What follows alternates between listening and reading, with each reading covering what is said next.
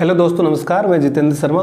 आज की साइंस की जो टॉपिक थी अपनी रसायन विज्ञान से संबंधित है। प्रीवियस क्लास में अपन ने डिस्कस किए थे, बेसिक कॉन्सेप्ट के बारे में बताया था कि रासायनिक परिवर्तन क्या होता है, भौतिकी परिवर्तन क्या होती है, तत्व एलिमेंट्स के अपन ने डिस्कस किया था, यौगिक के बारे में अपन ने डिस्कस किए थे, मिश्रण के बारे में डिस्कस किए थे। आज डिस्कस करेंगे सबसे महत्वपूर्ण, रसायन विज्ञान का सबसे ही अत्यंत महत्वपूर्ण टॉपिक है। वो टॉपिक है अपना कौन सा, ऑक्सीकरण और अपचयन। क्या? ऑक्सीकरण और अपचयन रसायन विज्ञान का इस सबसे महत्वपूर्ण टॉपिक माना जाता है। ठीक है ना दोस्तों, आपसे कोई पूछा जाए ऑक्सीकरण और अपचयन तो ऑक्सीकरण और अपचयन सबसे महत्वपूर्ण विषय है, महत्वपूर्ण टॉपिक है। ऑक्सीकरण अपचयन अभिक्रियाएं होती है रासायनिक विज्ञान के अंतर्गत, जो सबसे महत्वपूर्ण माना गया है, उसी की डिस्कस अपन करेंगे। ठीक है ना। तो रसायन विज्ञान के अंतर्गत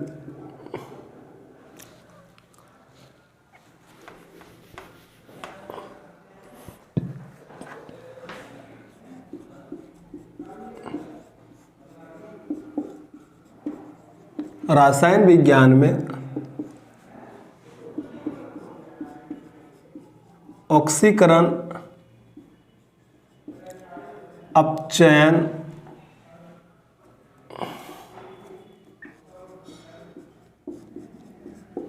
की अभिक्रियाएं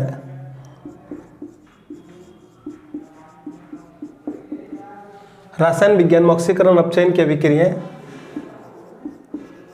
अत्यंत महत्वपूर्ण, ठीक है ना। क्या होता है? अत्यंत महत्वपूर्ण होती है। ठीक है ना। इनमें अपन डिस्कस करेंगे सबसे पहले कि ऑक्सीकरण क्या होता है दोस्त। ठीक है ना। सबसे पहले बात करेंगे ऑक्सीकरण किसे कहते हैं। ठीक है ना। अनेक जैविक, भौतिक एवं महत्वपूर्ण रासायनिक क्रियाएं इनसे संबंधित होती है। आपसे पूछ लिया जाए तो आपको बताना है कि अनेक जैविक, भौतिक एवं महत्वपूर्ण रासायनिक क्रियाएं इनसे संबंधित होती है। अनेक जैविक, क्या? जैविक,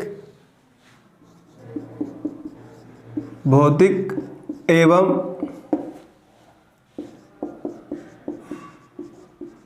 रासायनिक अभिक्रियाएं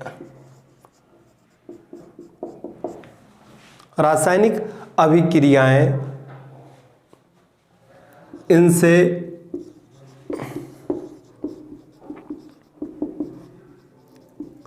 संबंधित होते हैं। ठीक है ना। किनसे? अपचयन और ऑक्सीकरण की अभिक्रियाएं से। अनेक जैविक, भौतिक एवं महत्वपूर्ण रासायनिक अभिक्रियाएं जो है, एवं महत्वपूर्ण रासायनिक अभिक्रियाएं जो है वो इनसे संबंधित होते हैं। किनसे?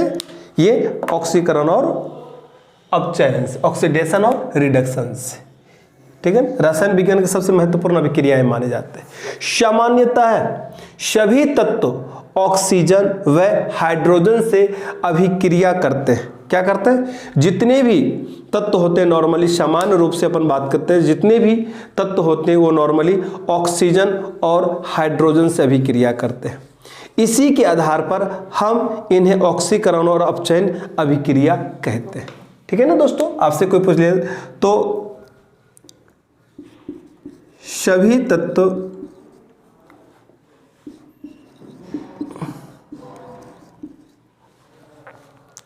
तत्व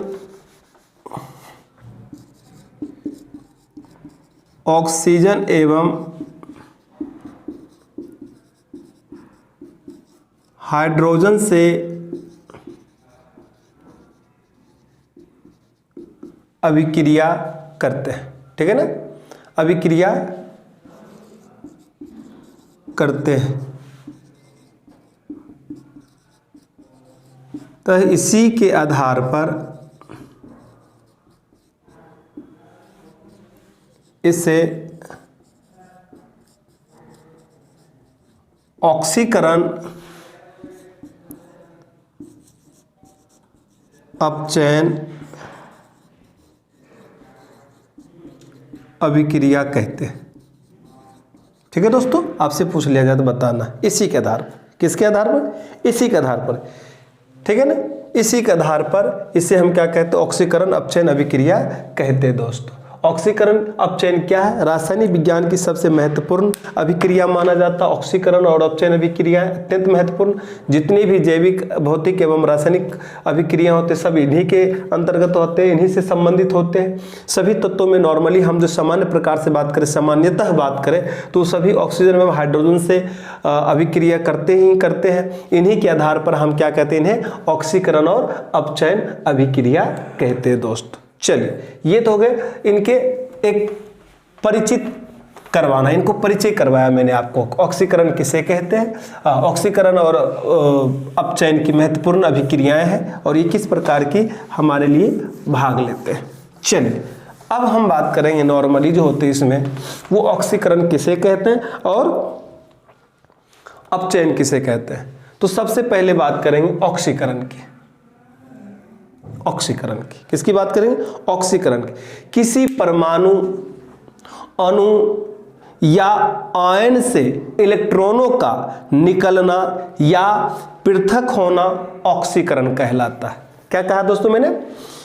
किसी परमाणु, अणु या आयनों से इलेक्ट्रॉन का निकलना या पृथक होना ही क्या कहलाता? ऑक्सीकरण कहलाता है।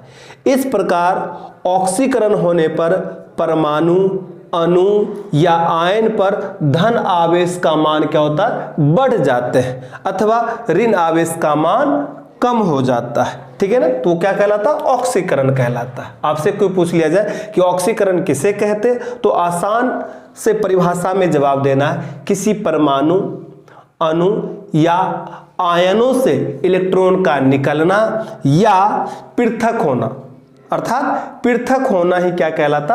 ऑक्सीकरण कहलाता दोस्तों। ठीक है ना?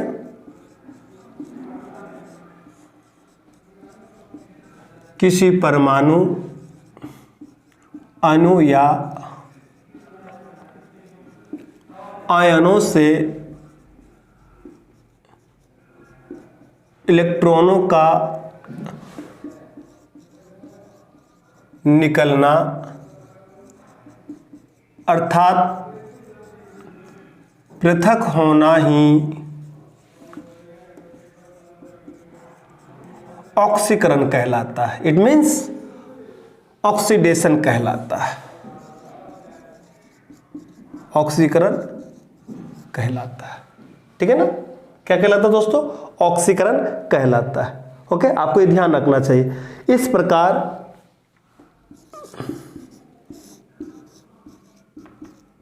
किस प्रकार? जब ऑक्सीकरण हो जाते हैं तो इस प्रकार ऑक्सीकरण होने पर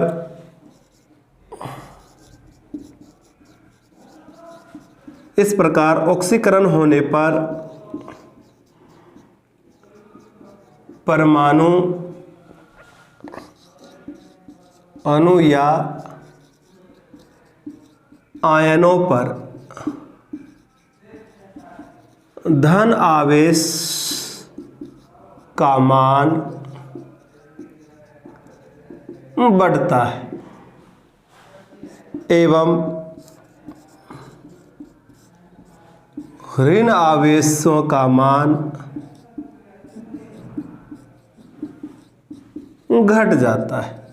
ठीक है? आपसे पूछा जाता ऑक्सीकरण होने पर परमाणु, अणु या आयनों पर इलेक्ट्रॉन धन आवेश का मान होता है, बढ़ता है या घटता है या अपरिवर्तित रहता है या इनमें से कोई नहीं। ये क्वेश्चंस बन गए, बेसिक कॉन्सेप्ट है। ठीक है ना? इस बेसिक क्वेश्चन से क्या बन गया? ये बेसिक पॉइंट है और बेसिक पॉइंट से क्या बन गया? क्वेश्चन बन गया कि इस प्रकार ऑक्सीकरण होने पर परमाणु, अणु या आयनों पर क्या होता है? धन आवेशों का मान बढ़ जाता है और ऋण आवेशों का मान घट जाता है दोस्तों। ठीक है ना? ऐसी क्रियाएं, अभिक्रियाएं घटित होती है तो वो क्या कहलाता है हमारे लिए? वो कहलाते हैं ऑक्सीकरण। क्या कहलाते हैं? ऑक्सीकरण। जैसे अपन बात कर ले हैं, सोडियम की बात कर ले, जैसे Na की बात कर ले। किसकी बात कर ले? Na पे क्या हो जाएगा? ठीक है ना? यहां पे अपन ने दिखा देते हैं धनायन और यहां पे दिखा देते हैं इसको इलेक्ट्रॉन का ऋणायन। ठीक है ना? एल्युमिनियम का ले लो, एल्युमिनियम का भी उसी तरह से आप कर सकते हो। धन आयन इकट्ठे होते चले जाते हैं, ठीक है ना। ये हो गए रेनाइन की बात करें। एल्युमिनियम की बात कर दिए, आप सोडियम ले लिया, एल्युमिनियम ले लिया, क्लोरीन भी ले लो, ठीक है। इस तरह से क्लोरीन का भी देख लो आप। ये इस तरह से हमारे क्या होते हैं ऑक्सीकरण के ये उदाहरण। ऑक्सीकरण में ऑक्सीकृत तत्व की संयोजकता बढ़ जाती है। आपसे पूछा जाता है कि ऑक्सीकरण में ऑक्सीकृत होने वाले तत्वों की संयोजकता क्या होता है, तो आपको बताना ऑक्सीकृत तत्वों की संयोजकता क्या होता है, बढ़ जाती है दोस्तों। क्या होती है, और संयोजकता में यह वृद्धि पृथक किए गए इलेक्ट्रॉनों की संख्या के बराबर होता है। और यह संयोजकता का मान क्या होता है, यह संयोजकता में जो होती है, और संयोजकता में यह वृद्धि जो होती है दोस्तों, यह पृथक किए गए इलेक्ट्रॉनों की संख्या के बराबर होती है। तो आपसे पूछ लिया जाए तो आप बता सकते हो आसानी से।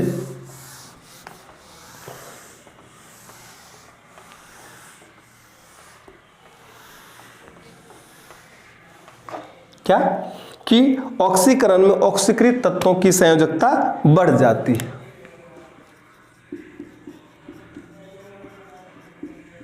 ऑक्सीकरण में ऑक्सीकृत तत्वों की संयोजकता बढ़ जाती है, ठीक है ना। आपसे कोई पूछे तो आप बता सकते हो कि ऑक्सीकरण में ऑक्सीकृत तत्वों की संयोजकता क्या होता है दोस्तों, बढ़ जाती है। और संयोजकता में यह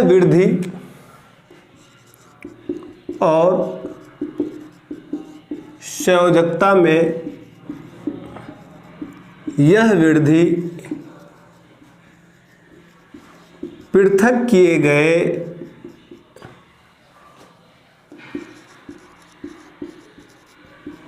इलेक्ट्रॉनों की संख्या के बराबर होता है, ठीक है ना।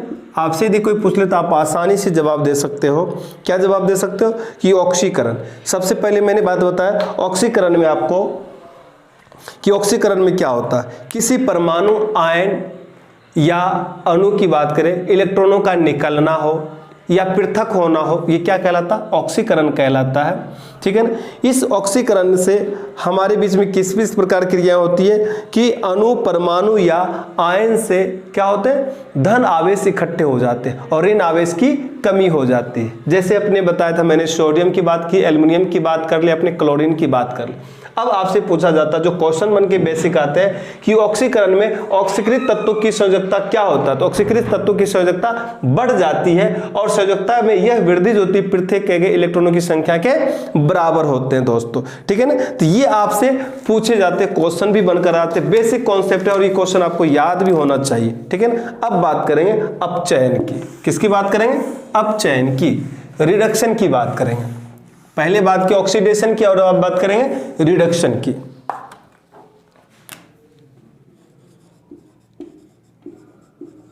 अपचयन,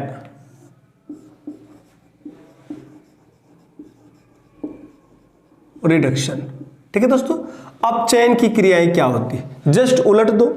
ऑक्सीकरण की जो परिभाषा था उसको आप उलट दो, वो क्या कहलाएगा, अपचयन कहलाएगा दोस्तों। किसी परमाणु हो, अणु या आयन द्वारा इलेक्ट्रॉन ग्रहण करने, वहां इलेक्ट्रॉन निकाल रहे तब क्या, इलेक्ट्रॉन ग्रहण करने की प्रक्रिया को क्या कहते हैं, अपचयन कहते हैं। सिंपल, मैंने क्या कहता, ऑक्सीकरण की परिभाषा को पलट देना है तो वो क्या हो जाएगा, अपचयन की परिभाषा हो जाएगा। किसी परमाणु, अणु या आयनों, ठीक है ना, आयनों द्वारा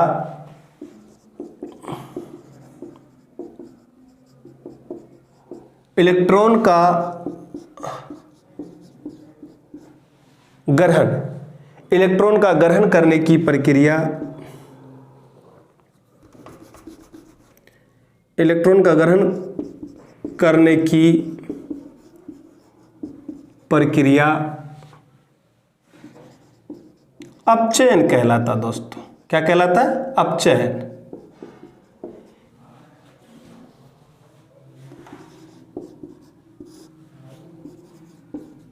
इस अपचयन की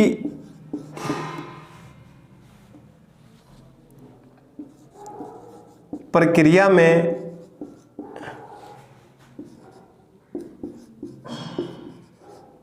किसी परमाणु, अणु या आयनों पर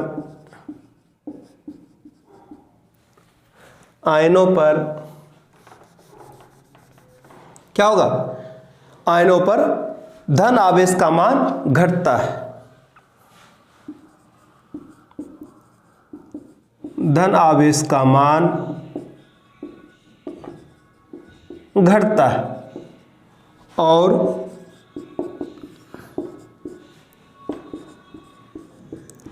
ऋण आवेश का मान बढ़ता है। आपसे जो क्वेश्चन पूछा जाता है वो कि अपचयन और ऑक्सीकरण और अपचयन में, ठीक है ना, ऑक्सीकरण और अपचयन में डैश होता है, अतिरिक्त स्थान मिलता है, तो आपको वहां लिखना है ऑक्सीकरण में जो होती है परमाणु आयन और आयनों पर धनायन अणु पर जो वहां पे आवेशों का मान बढ़ता है, जबकि अपचयन में क्या होता है कि इनमें इनका मान घट जाता है और किसका मान बढ़ता है? ऋण आवेश का मान बढ़ता है, ठीक है ना। ये क्रियाएं क्या कहलाती है? अपचयन कहलाती है। यहाँ पे आप सोडियम का उदाहरण फिर दोबारा ले सकते हो, दोबारा मैं बता दूं। जैसे सोडियम की बात करते हैं, किसकी बात करें? सोडियम की। सोडियम देख लो, अब यहां पे अपने को अपचयन की क्रियाएं होगी तो क्या बन जाएगा? सोडियम बन जाएगा। और यहीं पे हम एल्युमिनियम की बात करते हैं, एल्युमिनियम में भी कर सकते हैं, ठीक है ना। तो क्या बन जाएगा? Al। क्या बन जाएगा? Al बन जाएगी। ये उदाहरण होते हैं, ठीक है। इस प्रकार के उदाहरण तो नहीं पूछे जाते, बस आपको परिभाषा से जरूर पूछ लिया जाता है। चलिए, ये हो गए ऑक्सीकरण और अपचयन। ऑक्सीकरण में क्या देखें कि किसी परमाणु, अणु या आयनों द्वारा इलेक्ट्रॉन का निकलना या पृथक होना क्या कहलाता? ऑक्सीकरण कहलाता। ऑक्सीकृत की क्रिया जहां जहां होती है वहां पे ऑक्सीकृत तत्वों की संख्या क्या होता? बढ़ जाता। और ये संयोजकता का मान जो बढ़ता वो पृथक किए गए इलेक्ट्रॉनों की संख्या के बराबर होता है दोस्तों, ठीक है ना। ये अपन ने बात, इनमें इलेक्ट्रॉन में जो आयनों पर जो होता है या परमाणु या अणु पर जो होता है धनायन का आवेश जो होता है वो बढ़ता है, ऋणायन का घटता है। जबकि अपचयन में क्या होता है? जस्ट उसके विपरीत होते हैं दोस्तों। ये क्रिया सबसे ही महत्वपूर्ण है, किसके लिए? रासायन विज्ञान में हर जगह ये क्रियाएं घटित होती है। जहां जहां रासायनिक अभिक्रिया होगा वहां पे धनायन और ऋणायन की बात जरूर होगी दोस्तों। और इस प्रकार की अभिक्रियाएं हमारे टॉपिक में महत्वपूर्ण माने जाते हैं। चलिए, ये हो गया हमारे लिए किसकी क्रिया की बात कर दी? अपचयन की बात करें। अपचयन में क्या होता है कि अपचयन प्रक्रिया में अपचयित तत्वों की संयोजकता क्या होता है? वहां पे तो बढ़ जाती, तब यहाँ पे क्या होगा? घट जाती है, ठीक है ना। तो आपको ध्यान रखना कि अपचयन प्रक्रिया में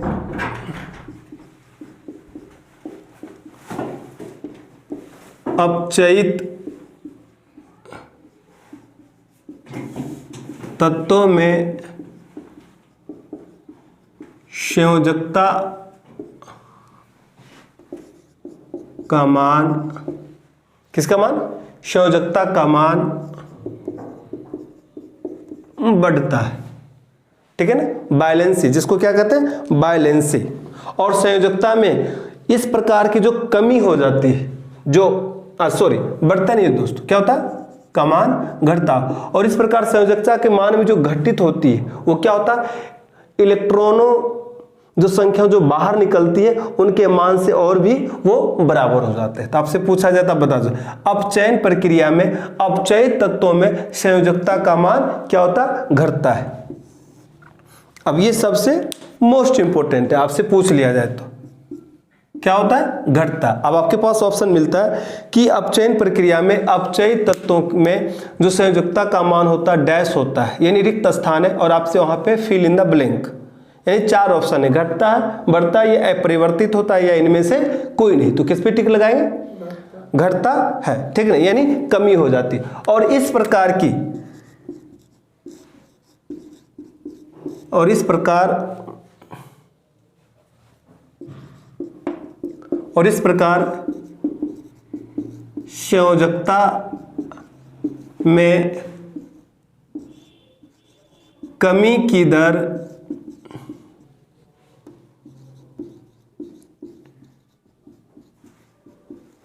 इलेक्ट्रॉन की संख्या के बराबर होता है। क्या होता है? बराबर होता है। ठीक है ना। तो ये क्वेश्चन आपसे पूछ लिया जाता है। ठीक है ना। क्या कि इस प्रकार संयोजकता में कमी की दर इलेक्ट्रॉन की ग्रहण करने की संख्या के बराबर हो जाता है। जो इलेक्ट्रॉन ग्रहण करते हैं, इसमें इलेक्ट्रॉन का ग्रहण होता है और ऑक्सीकरण में इलेक्ट्रॉन का निकलना होता है। पृथक्करण, ऑक्सीकरण मीन्स पृथक होना। कोई परमाणु हो, अणु हो या आयंस, उनमें से इलेक्ट्रॉन सीधे निकल गए, पृथक हो गए, तो क्या कहलाएगा? ऑक्सीकरण कहलाएगा। क्या कहलाएगा? जब ऑक्सीकरण की प्रक्रियाएं जहां जहां होगी, तो जो ऑक्सीकरण की क्रियाएं में तत्व भाग ले रहे हैं उसे कहते हैं ऑक्सीकृत तत्व। और ऑक्सीकृत तत्व में क्या होगा? संयोजकता का मान बढ़ जाता है। इस प्रकार जो संयोजकता में जो वृद्धि होती है वो इलेक्ट्रॉन के पृथक किए गए मान के बराबर होते हैं। जस्ट अपोजिट बात करें तो हम बात करेंगे अपचयन की, जिसे कहते हैं रिडक्शन। इसमें क्या होता है कि किसी परमाणु, आयन या अणु में इलेक्ट्रॉन का ग्रहण करना होता है। जब इलेक्ट्रॉन ग्रहण करने की प्रक्रिया हो तो वो क्या कहलाएगा? अपचयन कहलाता है, रिडक्शन कहलाता है। और इसमें अपचयित प्रक्रिया में क्या होता है? जो अपचयित तत्व होते हैं उनकी संयोजकता में कमी आ जाती है। संयोजकता में कमी किसके कारण होता है? तो ग्रहण करने की, इलेक्ट्रॉन की ग्रहण करने की संख्या के कारण। तो कभी कभी पूछ लिया जाता है कि संयोजकता में जो वृद्धि होती है, जो कमी होती है, वो कमी का मान किसके बराबर होता है? तो इलेक्ट्रॉन ग्रहण करने की संख्या के बराबर होता है। तो इलेक्ट्रॉन ग्रहण करने की संख्या के बराबर, इलेक्ट्रॉन की संख्या, इलेक्ट्रॉन के यहां पे लिख देते अपन, ग्रहण करने की संख्या के बराबर होता है। ये नॉर्मली अपने से क्वेश्चन पूछे जाते हैं। अच्छा, कभी कभी कुछ ऐसी भी क्रियाएं होती है जो ऑक्सीकरण और अपचयन दोनों एक साथ घटित होती है। ऑक्सीकरण और अपचयन जब एक साथ घटित होगी तो उसको क्या कहेंगे? रेडॉक्स अभिक्रियाएं कहते हैं। क्या कहते हैं उसको? रेडॉक्स अभिक्रियाएं कहते हैं। और ये अभिक्रियाएं सबसे ज्यादा यही रसायन विज्ञान में काम आता है। दोस्तों आपसे कोई पूछ भी लिया जाता है कि रेडॉक्स अभिक्रियाएं क्या है? जो एक साथ क्या हो? घटित हो। जब अभिक्रियाएं ऑक्सीकरण अपचयन एक साथ संयुक्त रूप से घटनाएं घटित होती है तो उसे हम अर्ध अभिक्रियाएं भी कहते हैं। क्या कहते हैं? अर्ध अभिक्रियाएं भी कहते हैं। तो चलिए दोस्तों अब बात करेंगे हम ऑक्सीकरण अपचयन की संयुक्त अभिक्रिया पे।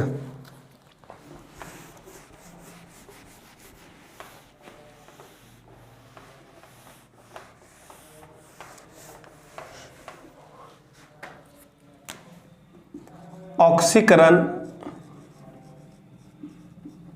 एवं अपचयन की संयुक्त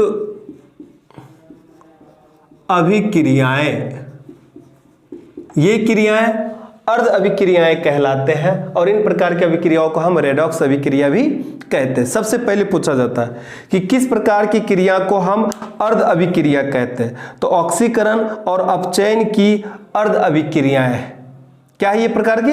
अर्ध अभिक्रियाएं हैं जो हम क्या कहते हैं, इसमें एक इलेक्ट्रॉन का निकलना होता है, दूसरा क्या होता है? दूसरे द्वारा ग्रहण करना होता है। एक तो निकल रहे और दूसरे ग्रहण कर रहे हैं। तो इस प्रकार के निकलने और ग्रहण करने की क्रिया, एक तो ऑक्सीकृत हो जाता है, दूसरा क्या हो जाता है? अपचयित हो जाता है। एक में ऑक्सीकृत, अपचयित, इस प्रकार की अभिक्रिया क्या कहलाता? रेडॉक्स कहलाता। क्या कहलाता? अच्छा, किसी बुक्स में रेडेक्स भी लिख रखा जो गलत है। रेडिक्स भी गलत है। रेडिक्स क्या होता है? एक आंकिक होता है, ठीक है ना, आधार होता है किसी का, इसलिए वो गलत माना जाता है। दोस्तों आपको रेडिक्स रेडॉक्स पे लगाना, रेडिक्स नहीं होनी चाहिए, रेडिक्स नहीं हो, रेडिक्स जहां होगा गलत, रेडॉक्स लिखना है, ठीक है ना। तो जहां ऑक्सीकरण अपचयन की संयुक्त अभिक्रियाएं होते हैं, ये अभिक्रिया एक अर्ध अभिक्रियाएं कहलाती है। इस अर्ध अभिक्रियाएं में कभी एक तत्व से इलेक्ट्रॉन का ग्रहण होता है, दूसरे इलेक्ट्रॉन का निकलना होता है। एक ऑक्सीकृत होती है और दूसरी अपचयित होती है। हाँ, अपचयन की क्रियाएं होती है। जब इस प्रकार की क्रियाएं किसी अभिक्रिया के द्वारा घटित होती है तो क्या कहलाता?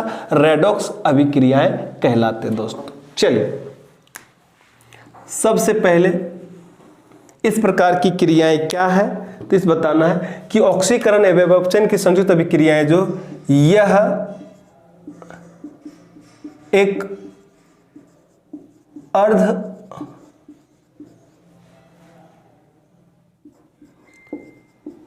अभिक्रिया है। सबसे पहले यह है क्या है, अर्ध अभिक्रिया है। एक पदार्थ द्वारा, जैसे अर्ध अभिक्रिया का मतलब एक पदार्थ द्वारा क्या,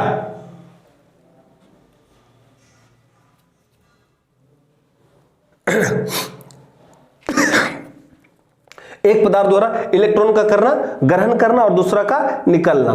जब -E1 हो जाए तो आप समझ जाना वहां पे क्या हो रहा, त्यागा जा रहा है। क्या हो रहा, त्यागा जा रहा। तो आपको यहां पे लिखना पड़ा एक देर त्याग द्वारा त्यागा जाना, ठीक है ना।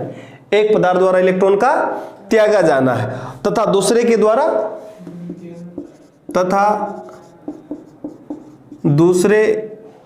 द्वारा ग्रहण किया जाना।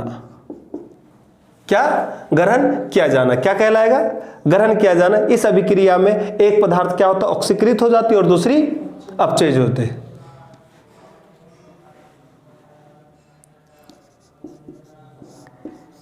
इस प्रकार इस अभिक्रिया में एक पदार्थ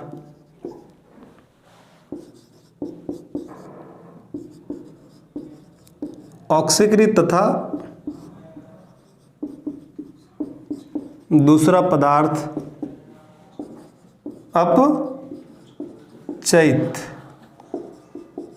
हो जाता है। और इस प्रकार संयुक्त अभिक्रियाएं क्या होती है, प्राप्त होती है, जिसे हम क्या कहते हैं दोस्तों, रेडॉक्स अभिक्रिया कहते हैं।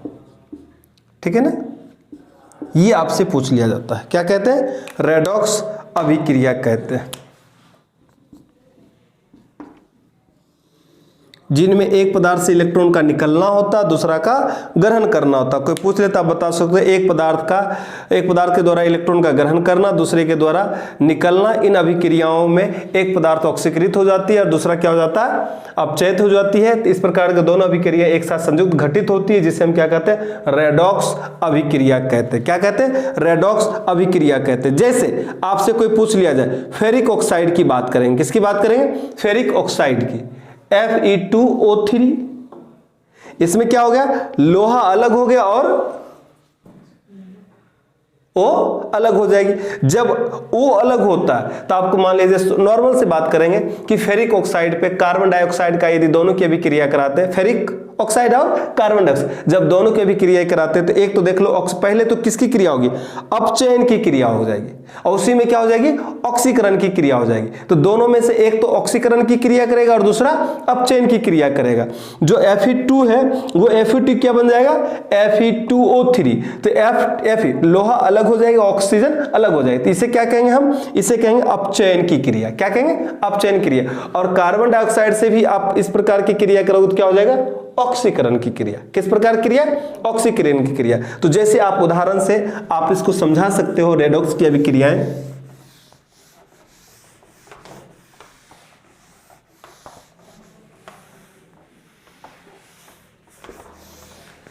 जैसे आपको बता दूं,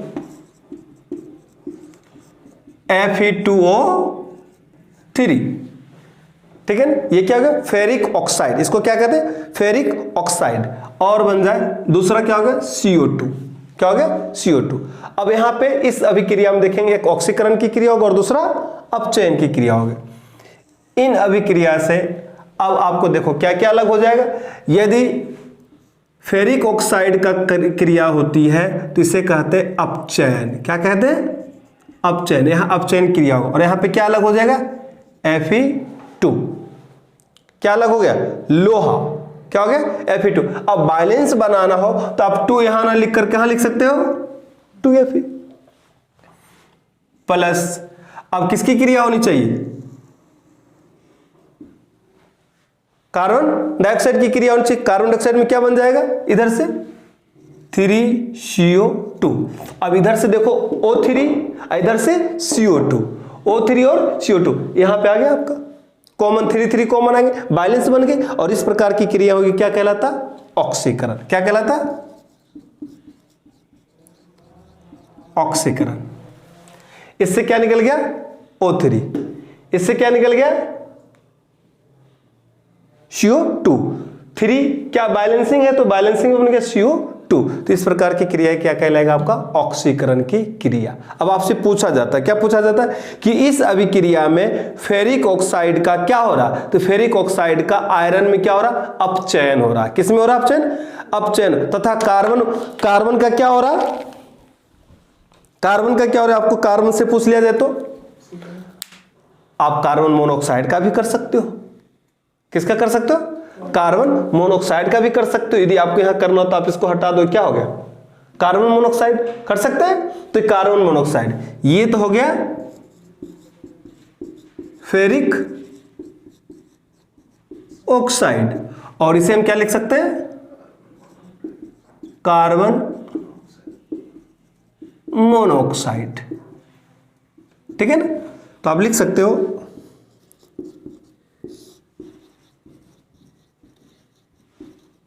इस अभिक्रिया में फेरिक ऑक्साइड का अपचयन किसमें होता है, आयरन में होता है। किसमें होता है दोस्तों, आयरन में होता है। इज दैट क्लियर, चलिए। और तथा कार्बन मोनोऑक्साइड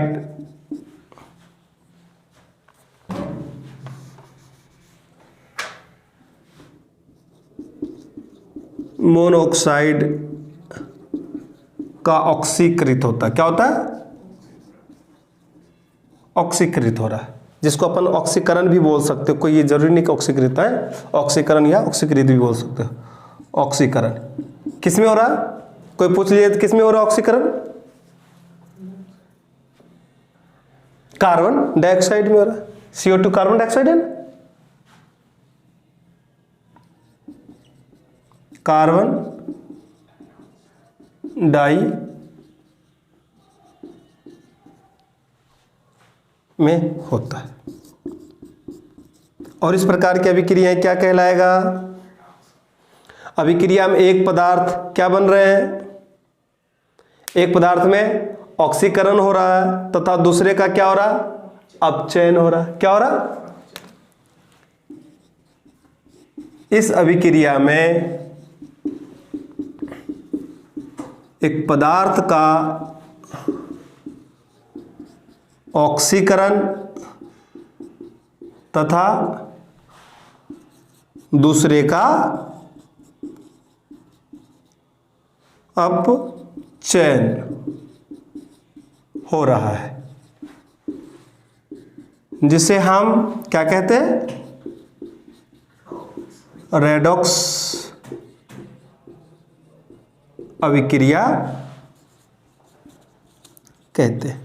ठीक है, इसी पॉइंट में एक और हो जाता ऑक्सीकारक और अपचायक। अब ऐसे कौन से कारक है जो ऑक्सीकरण की क्रिया में भाग लेते हैं और ऐसा कौन सा कारक है जो अपचयन की क्रिया में भाग लेते हैं। तो जो ऐसे कारक होंगे जो ऑक्सीकरण की क्रिया में भाग लेते हैं उसे कहते हैं ऑक्सीकारक, और जो ऐसे कारक है तो जो अपचयन की क्रिया में भाग लेते हैं उसे कहते हैं अपचायक। तो ऑक्सीकरण और अपचायक। आपसे जो पेपर में क्वेश्चन पूछे जाते हैं कि निम्न में से कौन से ऑक्सीकारक है और निम्न में से कौन सा क्या अपचायक है, तो सबसे पहली बात किसकी करेंगे हम, ऑक्सीकारक की बात करेंगे। किसकी बात करेंगे, ऑक्सीडेंट। क्या कहते हैं, ऑक्सीडेंट, एक एजेंट जो किसी पदार्थ को ऑक्सीकारक करने में क्या कर रहा है, हेल्प कर रहा है। ऑक्सीकरण करने में क्या कर रहा है, हेल्प कर रहा है। एक माध्यम, बीच का बिचौलिया, ठीक है, दैट इज कॉल्ड एजेंट।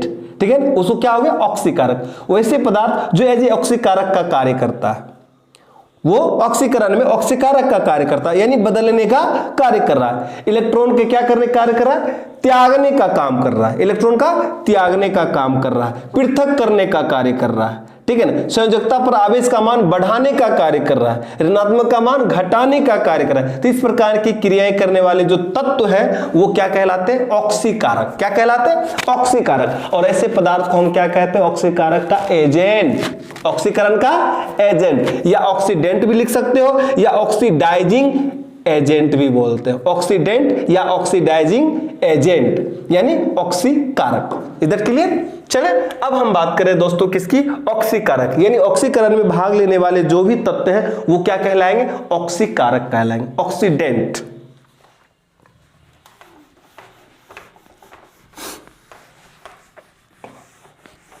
आपसे कभी कभी ये भी पूछ लिए जाते हैं पेपर में कि निम्न में से कौन से हैं जो ऑक्सीकारक है और निम्न में से कौन से जो अपचायक है। तो आपको ऑक्सीकारक है। अब ऑक्सीकरण में भाग लेने वाले कौन से तत्व हैं? तो ऑक्सीकरण में जो क्रियाएं में भाग लेने वाले तत्व वो क्या कहलाएंगे? ऑक्सीकारक। तो मैं यहां पे लिख देता हूं ऑक्सीकारक, ऑक्सीकारक, दैट इज कॉल्ड ऑक्सीडेंट। ऑक्सीकारक यह एक प्रकार का क्या है? एजेंट है। क्या है? एजेंट। इसको क्या कहेंगे? यह एजेंट है। क्या है? ऐसे पदार्थ जो दूसरे पदार्थों का क्या कर दे? ऑक्सीकरण कर देते हैं। ऐसे पदार्थ जो दूसरे पदार्थ का ऑक्सीकरण कर देते हैं ऑक्सीकारक कहलाते हैं। ठीक है ना? ऐसे पदार्थ क्या? ऐसे पदार्थ जो दूसरे पदार्थों को क्या कर देते हैं? ऑक्सीकृत कर देते हैं। क्या कहलाते हैं दोस्तों? उसे ऑक्सीकारक कहते हैं। उसे ऑक्सीकारक कहते हैं। ये ऑक्सीकरण की प्रक्रिया में इलेक्ट्रॉनों की क्या करते हैं? ग्रहण करते हैं और इनकी संयोजकता में क्या आ जाती है? कमी आ जाती है। ठीक है ना? वहां ऑक्सीकरण में क्या होता है? इलेक्ट्रॉन को त्याग दे रहे थे। अब लेकिन ऑक्सीकारक क्या होगा? वो तो ग्रहण तो करे। तो इस प्रकार की क्रिया इस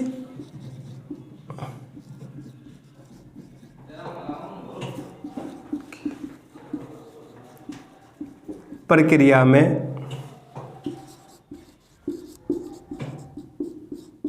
इलेक्ट्रॉनों का ग्रहण होता है। क्या होता है? इलेक्ट्रॉनों का ग्रहण होता है। ठीक है ना? और इनकी संयोजकता में क्या आ जाती है? कमी आ जाती है।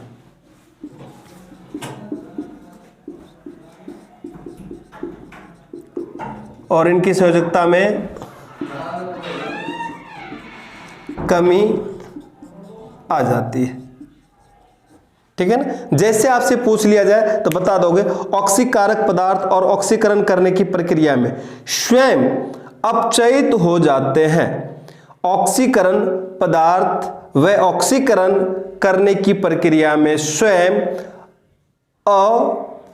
अपचयित हो जाते हैं। ऑक्सीकरण के वाले बोल रहे जैसे कौन कौन से हैं? तो ऑक्सीजन, ओजोन, नाइट्रिक अम्ल, क्लोरीन, लेड ऑक्साइड आदि, ये सारे जो है ये ऑक्सीकारक पदार्थ कहलाते हैं। ऑक्सीकारक पदार्थ व ऑक्सीकरण करने की प्रक्रिया में स्वयं अपचयित भी हो जाते हैं, यानी घुल जाते हैं, अपचयित हो जाते हैं। जैसे ऑक्सीजन की बात कर दिया, ओजोन की बात कर दी, नाइट्रिक अम्ल की बात कर दी, या हम किसकी बात? क्लोरीन की बात कर दी। ठीक है ना?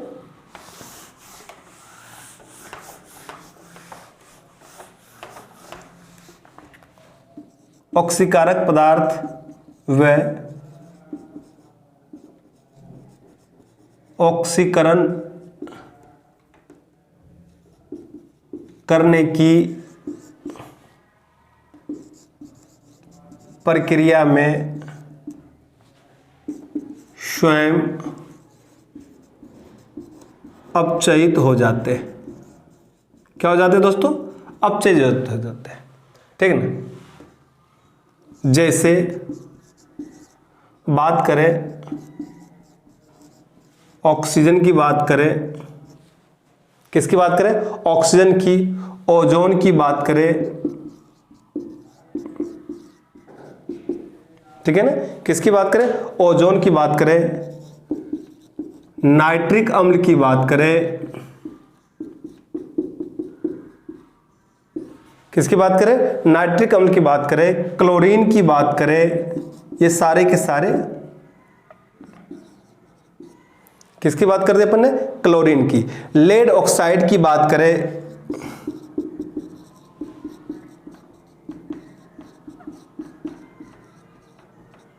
PbO2 की।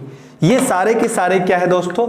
ऑक्सीकारक पदार्थ, जो खुद क्या हो जाते हैं उसमें घुलकर अपचयित हो जाते हैं। अब आपसे हम बात करेंगे अपचायक पदार्थ की। किसकी बात करेंगे? अपचायक पदार्थ की, ठीक है ना।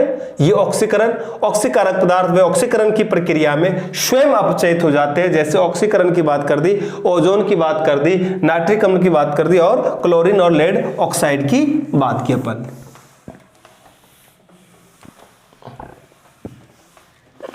अब बात करेंगे अपचायक पदार्थ की। किसकी बात करेंगे? अपचायक पदार्थ। जस्ट आपको उसको उल्टा करना है, आपको समझ में आ जाएगा ये क्या है? अपचायक पदार्थ। ऑक्सीकारक की जस्ट उल्टा। इसकी परिभाषा को जस्ट पलट दो, आपको पता चल जाएगा अपचायक पदार्थ क्या होता है। अपचायक पदार्थ में क्या होगा? ऐसे पदार्थ जो दूसरे पदार्थों का क्या कर दे? अपचयन कर दे। ऐसे पदार्थ जो दूसरे पदार्थों को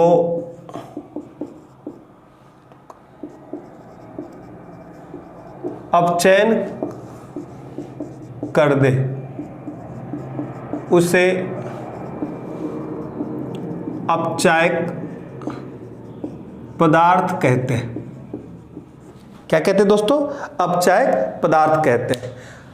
ये अपचयन की प्रक्रिया जब होती है, ये अपचयन की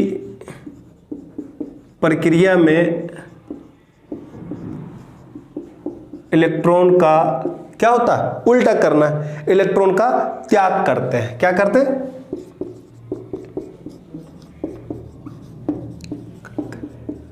एवं इलेक्ट्रॉन के त्याग करने के बाद संयोजकता में क्या होता है? वृद्धि होती है।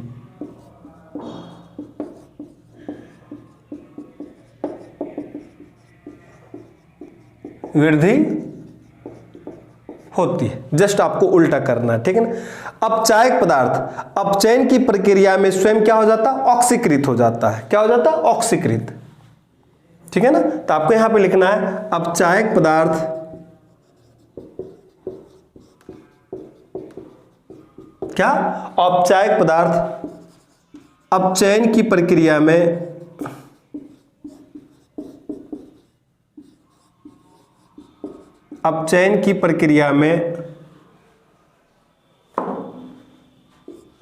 स्वयं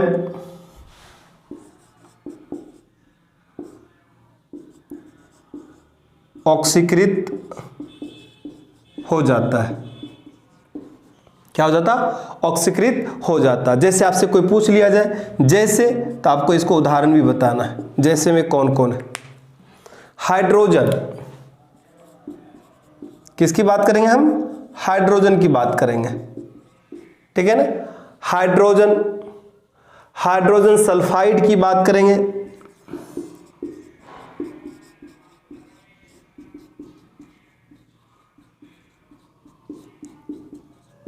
H2S, जिसको कहते हैं हाइड्रोजन सल्फाइड कहते हैं। सल्फर डाइऑक्साइड की बात करेंगे,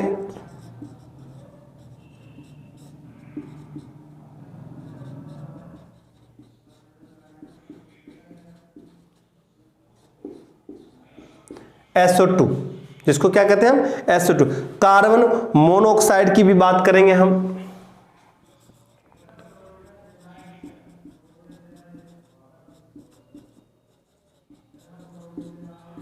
मोनोऑक्साइड की बात करेंगे, जिसे कहते हैं CO, ठीक है। ये सारे क्या है, अपचायक पदार्थ है दोस्तों, और वो सब क्या था, ये ऑक्सीकारक पदार्थ है। अपने से यदि कोई पूछ लेता अपचायक पदार्थ कौन कौन से और ऑक्सीकारक पदार्थ कौन कौन से, तो आप आसानी से विस्तृत अध्ययन जो मैंने आपको करवाया है, मुझे उम्मीद है कि आपको भी ये बहुत ही जो टॉपिक है बहुत ही ज़्यादा यूजफुल होगा आपके लिए, बहुत ही लाभप्रद साबित होगा कि विभिन्न प्रकार के प्रतियोगी परीक्षाओं में जब ये पूछे जाते हैं कि निम्न में से कौन से तत्व अपचायक पदार्थ का कार्य करता और कौन सा पदार्थ ऑक्सीकारक पदार्थ की तरह कार्य करता, तो आप आसानी से इसके जवाब दे सकते हो और किस प्रकार की क्रियाएं होती है। अपचायक पदार्थ में क्या होता है, इलेक्ट्रॉन का त्याग होती है और संयोजकता का मान में वृद्धि हो जाता है, और ऐसे करने वाले जो होते हैं वो कौन कौन से होते हैं, हाइड्रोजन होते हैं, हाइड्रोजन सल्फाइड होते हैं, सल्फर डाइऑक्साइड होते हैं, कार्बन मोनोऑक्साइड होते हैं इत्यादि। कुछ ऐसे तत्व हैं जो आसानी से क्या करते हैं, यहाँ पे अपचायक पदार्थ की तरह कार्य करते हैं। आज के टॉपिक में हमने सीखा रासायनिक अभिक्रियाएं, ठीक है ना। रासायनिक अभिक्रिया में हमने देखा कि रेडॉक्स अभिक्रियाएं क्या होती है, ठीक है ना, और इसमें अपने ये भी समझें कि जो होती ऑक्सीकरण की क्रिया क्या होती है, अपचयन की क्रिया क्या होती है, जब दोनों को मिला देते हैं तो किस प्रकार की क्रियाएं घटित होती है। मुझे उम्मीद है कि बहुत ही अच्छी तरह से आपको समझ में आया होगा ये टॉपिक। नेक्स्ट टॉपिक में हम बात करेंगे नए टॉपिक के सिरे से, उत्प्रेरक ले लेंगे या और भी किसी टॉपिक की बात करेंगे। बेसिक कॉन्सेप्ट अपन क्लियर करते चल जा रहे हैं। मुझे उम्मीद है कि आपको बहुत ही ज़्यादा अच्छी तरह से समझ में आ रहा होगा, और यदि थोड़ी बहुत भी आपकी कन्फ्यूजन होता है तो आप इनको बार बार रिपीट कर सकते हो वीडियो को, और देख सकते हो, समझ सकते हो, और कहीं न कहीं किसी न किसी प्रकार की अपनी प्रतियोगी परीक्षाएं की जो बुक आपके हाथ में उनसे भी आप लाभ सिद्ध हो सकता है। इनसे आप अच्छी तरह से रिवीजन हो जाएगा आपको। चलिए दोस्तों नेक्स्ट टॉपिक में मिलते हैं, तब तक के लिए नमस्कार, राम राम।